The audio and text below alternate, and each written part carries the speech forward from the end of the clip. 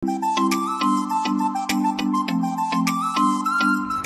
guys! Welcome back again to my YouTube channel. Nandito ako ngayon sa Jarwick sa may hintayan ng bus.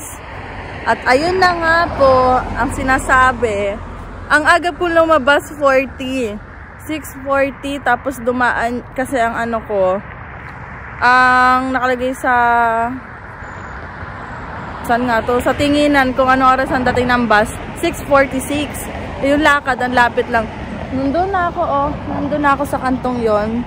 Dumaan yung sasakyan ko na bus ng 6:42. Sabi ko, shit. 41. Sabi ko, shit. Ito na kaya yun? Ba't parang agap? Tapos ngayon, ano na, 6:55 na. Wala pa rin yung bus na hinihintay ko. So, yun na nga talaga siya. Malilate ako nito. Hindi naman. Siguro meron akong 3 minutes before mag-8.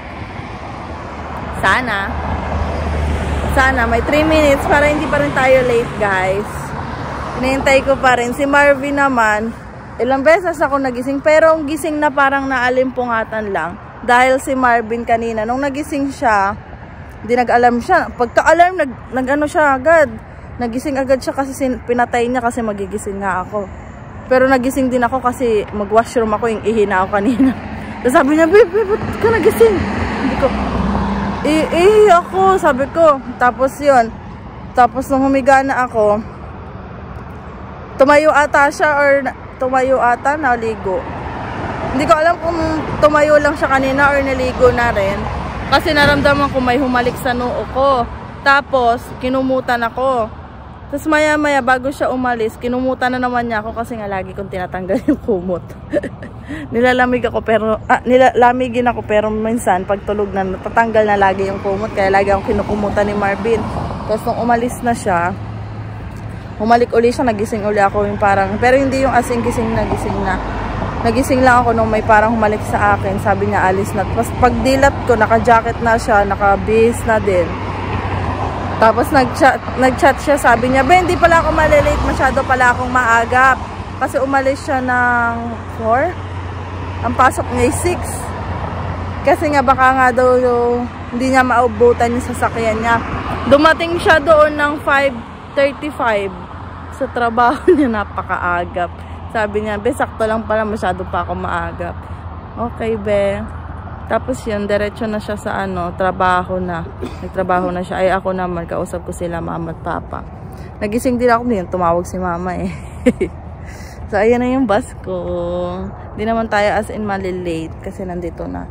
Ano lang siya, late siya ng 10 minutes. 10 minutes ba? 11 minutes na paghihintay. So, mamaya na lang uli, guys. Bye! Hi, guys! Bali, tapos na yung work ko. Hinihintay ko si Marvin. Susunduin niya kasi ako dito.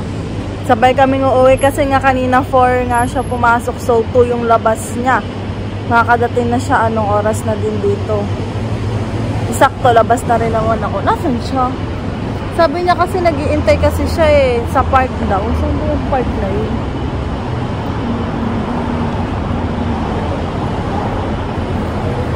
Dito na ang bebe. Ayan laman ng bag niya. Ito laman ng bag ko, ang dami. Lipat ko daw sa bag niya yung mga laman ng bag ko kasi ang bigat na naman daw. Tananan, water. Meron pa ba akong lalagay? Okay, lakad-lakad na. Sulitin na ang lakad-lakad dito at pagtagal-tagal, mga ilang weeks na lang, may daan dito? Wala. Sorry ka. Wala ba? Ay, may daan. Parang may daan na. Hindi. Maiba naman tayo naligaw ni Hindi naman tayo naligaw dito. Ikot-ikot lang. Google. Ha? May bike sa likod ko. Ang ganda naman dito. Bumaba ako sa kanina eh. Queen's Park. Ang ganda, guys, oh. Wow. Parang Manila lang. Parang BGC. Parang tayo sa BGC. Hindi ka maliligaw dito. Diba? May, ang dami kasi ditong puno yung nakakatuwa kahit may mga puro building. Guys, tingnan nyo, ang ganda oh. Ang ganda. Parang yung mga, ano yung palabas ng kaila Harry Potter. Ganyan yung mga itsura. Ano bebe? Yung bahay. Hindi, nakita yung unang pagkaganon ko. Ano mo yun? Baka doon nakita niyo yung pangulangot niya. Ay, ang ganda. Uy, oh. Ang ganda ng mga building dito, oh. Ang unique ng mga building, para tayo na sa UK, bebe, oh. Tingnan mo, ito pa, oh. Natin ng limo. Ano, di ba ganito sa UK? Ganyan yung mga nakikita ko sa picture, eh. Parang mga lumang, oo, yung mga bricks na lumang style. Ganda, no? Pahawak ka pa experience. Bato lang naman yung tubig. Hindi may lumot. Yung may lumot. Ang ganda, oh. Ang ganda naman. Ang ganda. Ang dami pa ng kainan dito, bebe, oh. Wala, ang ganda naman. Be, ang ganda ng background mo.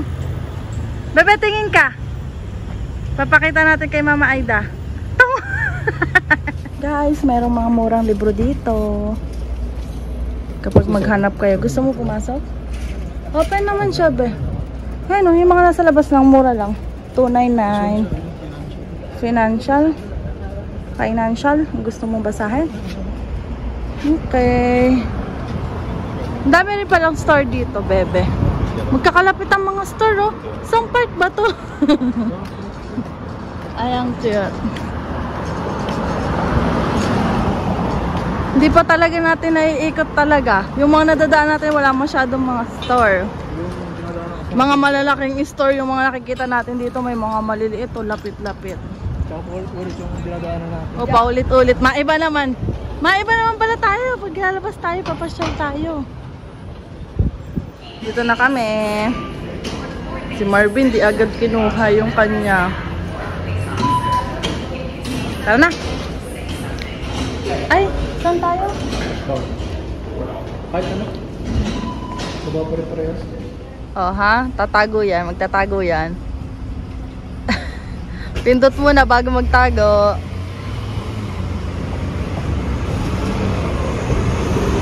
Baka dumating na guys yung aming health card. Check lang pag may time. Wala. Bahay na guys. Hindi pa nga ito. Ang pancake ni Marvin, oh. Ang sarap. Hindi pang luto, sabi mo. So, naglilinis kami ng bahay. Bali, ito, pinag-ano naman ako ni Marvin. Ba, itong mga pamuna sa laundry na itong mga ito na susunod. Yung mais ko. Kalahati lang yun na ano, kasi wala kami yung malaking lalagyan. Yan. Tapos, guys, naglilinis din ng kwarto. Naglaba si Marvin dyan, no? Kasi yung uniform niya bukas, dito siya naglaba. Yung plangganong binili namin. Tapos, napunasan ko na tong salamin. Tapos, napunasan ko na to. Tapos, dito na ako naglilinis ako dito. Diba, meron kami ditong ano. Dito. Ay, wala na ba to? Itong film na lang film. Ito. Ito kasi yung mga iniwan pa nung kasama namin. Iniwan na nila yung mga panglinis. Yan. Kukuskusin ko na lang ito. Tapos iyon din. Mayroon ba kami para sa ano? Wala ata. Ano ba itong mga to? Ano to? Heavy duty. Ano naman? Ito, Johnson. Ito pang kuskus. Ito pang kuskus. Lilinis tayo. Tapos nagwalis kasi Marvin sa sala. Tapos ako nagkunti-kunti na ako sa kusina kanina. Kasi habang naglalabas si Marvin doon ako sa kusina. Nagwalis-walis ako sa kusina. Tapos nagpunas-punas. Pero hindi pa ako tapos, guys. Dami pa akong lilinisin. At matagal-tagal na nung hindi huling linis. Kasi nga ang busy. Wala akong day off. Tapos nagtitraining pa paggabi, diba? Tapos mamaya may training pa ako.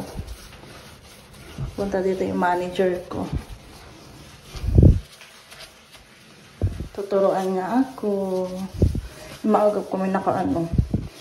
dito kami tuturuan. Di may time ako makapaglinis. Kasi yung dumidiretso kami dun, tapos minsan may lakad pa kami ni Marvin.